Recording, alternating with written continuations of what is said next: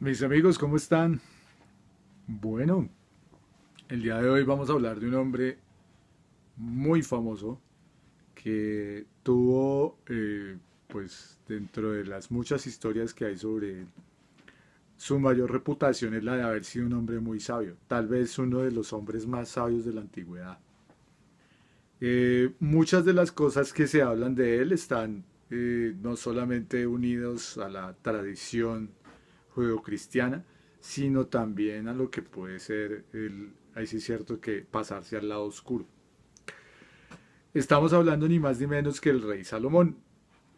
El rey Salomón es una figura pues bastante famosa, no solamente por el hecho de haber sido uno de los reyes más importantes del pueblo de Israel, hijo del rey David, y además haber trasegado cosas como la literatura, donde el escritor británico Rider Haggard escribe Las minas del rey Salomón, porque dentro de las muchas historias que se manejan es que él tenía muchísimo dinero que había escondido en algún lugar de África y que hacía parte de lo que era la provincia de Saba.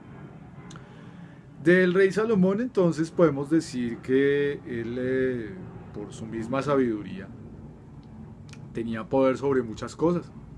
Entonces, fue un hombre tan prolífico en tantas cosas que pues a él se le atribuye el que se haya construido el gran templo en la ciudad de Jerusalén y del cual hasta ahora pues en este tiempo se conserva solamente el muro de las lamentaciones.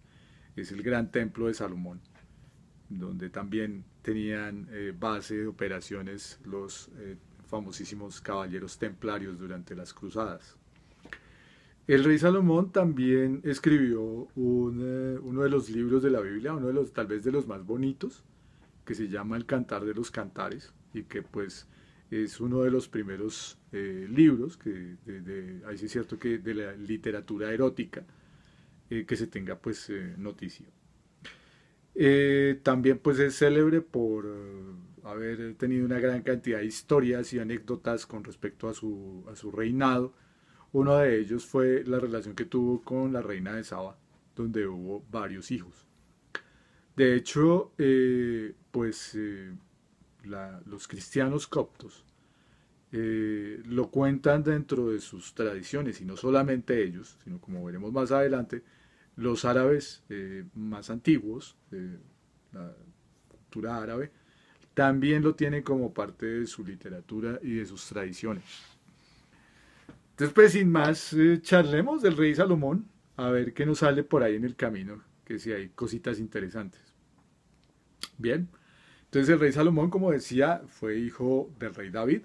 El rey David fue aquel muchacho que venció al gigante Goliat y que Saúl, el rey Saúl, lo toma para adiestrarlo para que se vuelva rey de Israel. El rey David, pues también bastante conocido y obviamente en este caso, pues su hijo toma, al morir David, toma el reinado de Israel. Lo hace muy próspero además, debido a su sabiduría. Dentro de otras cosas que se le atribuyen a Salomón, es su parte, digamos que ya hablamos un poco de lo que es su lado luminoso, su lado conocido, su lado popular, digámoslo así, dentro de de la cultura cristiana. Pero también se le atribuyen cosas un poquito oscuras, sino bastante oscuras. Una de las leyendas que circulan con respecto al rey Salomón es que él, cuando se le ocurrió la idea de construir el gran templo, eh, se tomó a la tarea de que tenía que construirlo en un tiempo récord, quería hacerlo muy rápido. Y resulta que pues no habían suficientes trabajadores, había pues crisis de materiales, una cantidad de cosas. Entonces cuenta la tradición que él hace un pacto y convence a 72 demonios, los cuales le ayudan a fabricar en tiempo récord el templo de Salomón. Estos demonios fueron atrapados en vasijas de aceite y sellados con una cantidad de conjuros donde las personas que tenían acceso a, a asistir al templo posteriormente comienzan a realizar advocaciones y una cantidad de ideas, de conjuros, cosas, para que estos demonios no fueran liberados. Es así que a partir de esta tradición comienza a forjarse en la Edad Media lo que sería uno de los libros, uno de los grimorios. Cuando hablo de grimorio, hablo de un libro secreto que tiene pues partes de magia y que tiene que ver con las vocaciones. Entonces empieza a circular el hecho de que el rey Salomón escribió un grimorio llamado La llave menor de Salomón y que ha perpetuado a partir de los siglos con un nombre muy curioso y bastante popular llamado La clavícula de Salomón. Cuando sale su primera edición en el siglo XVII, voy a tener que ampararme en las hojitas porque hay algunos libros, hay algunas palabras que no sé porque vienen en latín. Entonces se llama Lemegeton Clavicula Salomonis. Sale la edición en el siglo XVII. A su vez, esta edición del siglo XVII se basa en antiguos libros, también llamados clavículas o llaves menores, que hablan y que son tratados de demonología, que vienen desde el siglo XII aproximadamente hasta el siglo XV y que se le atribuyen precisamente al rey Salomón. La clavícula de Salomón entonces es un compendio de libros, de escritos, está dividido en 4 partes y habla de demonios y habla también de ángeles. Entonces es un libro bastante interesante. Eh, eh, Se da a conocer a principios del siglo XX con una edición que realiza el satanista famosísimo llamado Aleister Crowley, que lo edita a principios del siglo XX en Londres y que pues digamos ya está como ilustrado, ya está con las palabras, digámoslo así, unas traducciones modernas para poderlo adaptar pues, a la corriente que se venía gestando desde la Golden Dawn en el siglo, a principios del siglo XX. Bien, entonces esta clavícula de Salomón, entonces habla de la descripción de los demonios, cómo hacer talismanes, protecciones, conjuros, oraciones y toda suerte de cosas para protegerse de estos demonios. Estos demonios a su vez están representados por diferentes facultades o pecados que pueda tener el ser humano. Entonces esto hace que este tipo de cosas pues sean bastante populares y máxime en la edad o en la era en la cual fue editado. Vamos a hablar de las partes de este libro. Bueno, previamente, cuando estaba hablando de la parte árabe, resulta que en el libro de las Mil y una Noches, que es uno de los libros más representativos de la literatura árabe, se habla de la historia de Suleimán o Solimán. Suleimán era hijo del rey Dauf y este rey era un hombre muy poderoso que era aquel que dominaba a los Ifrit. Los Ifrit eran unos genios que pues tenían el poder de desencadenar cualquier cantidad de tormentas y cosas y de conceder deseos a la persona que quisiera pues un deseo de él. ¿Sí? ¿Qué sucedió con esto? De aquí viene la historia de Aladino y la lámpara maravillosa.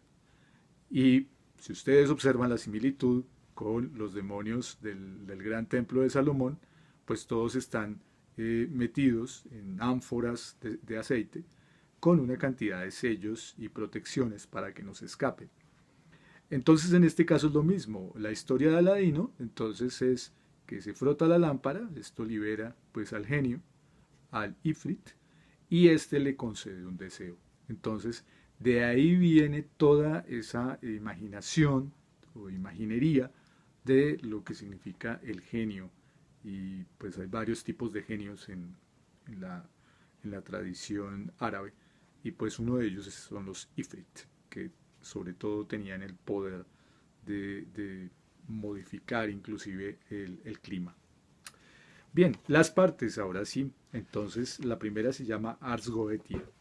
Ars Goetia habla de cuáles eran esos 72 demonios. Algunos de ellos eh, estarían Bael, Barbatos, Naverius, Astaroth, Asmodeo, Balaam, Andras, Belial y Belfegor. Hay muchísimos más, como decía, completar 72. Cada uno representa una cualidad humana o un vicio o un pecado, ¿sí? Que ellos tenían las facultades para hacer grandes cosas y lo que hizo Salomón fue, digámoslo así, que como engañarlos y encerrarlos en esas ánforas. La segunda parte es el Ars Teurgia Goetia, que es la clasificación de estos espíritus. Hay príncipes, hay reyes, hay varones, hay condes. Y estos espíritus pues son demonios, ¿sí? Entonces tienen una jerarquía en el infierno y cada uno de ellos es más o menos poderoso que de los que hayamos podido mencionar. La tercera, perdón, es el Ars Armadel, que habla de la construcción de un almadel. El almadel es un aparato, digámoslo así, hecho de cera, son unas tablillas con unas inscripciones bastante particulares y que se tienen que colocar un cierto número de velas en sus esquinas y a su vez eso hace una invocación para llamar a los ángeles. De ahí viene Ars Paulina, que es como en Ars Goetia, todo el catálogo de ángeles, querubines, coros, etcétera.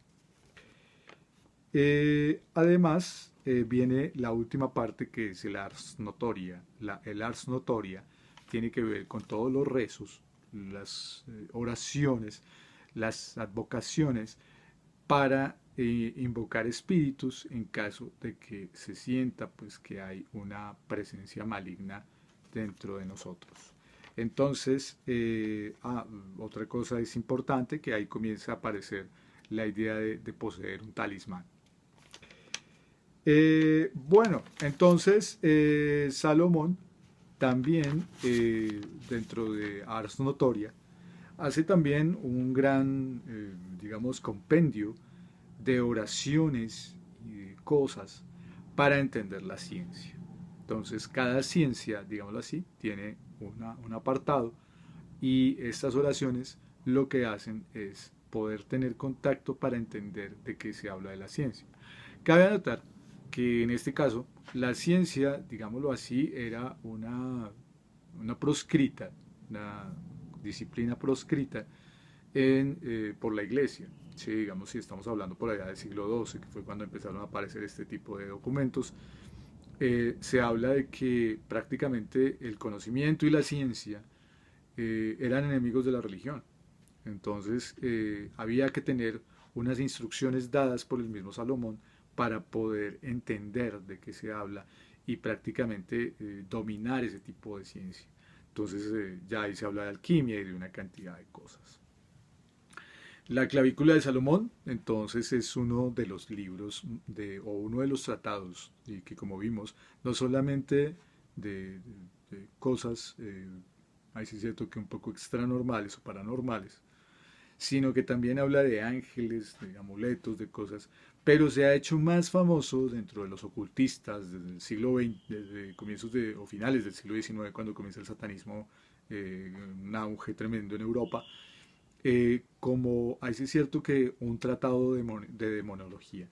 Es muy importante los nombres que aparecen allí y entender su naturaleza, entender a qué se dediquen y cómo detenerlos. Ese después, entonces, una de las heredades que nos deja el rey Salomón y que pues es bastante popular. Es uno de los libros más populares y que tal vez genera más curiosidad, más morbo y más cantidad de seguidores que yo creo que más de uno de nosotros podría estarlo por ahí descargando en un PDF o tal vez como por allá he escuchado yo en alguna de estas tertulias de misterio, conseguirlo en físico es bastante difícil y que se tiene que hacer por encargo. Generalmente estas ediciones provienen de editoriales extranjeras que tienen cierto carácter medio underground.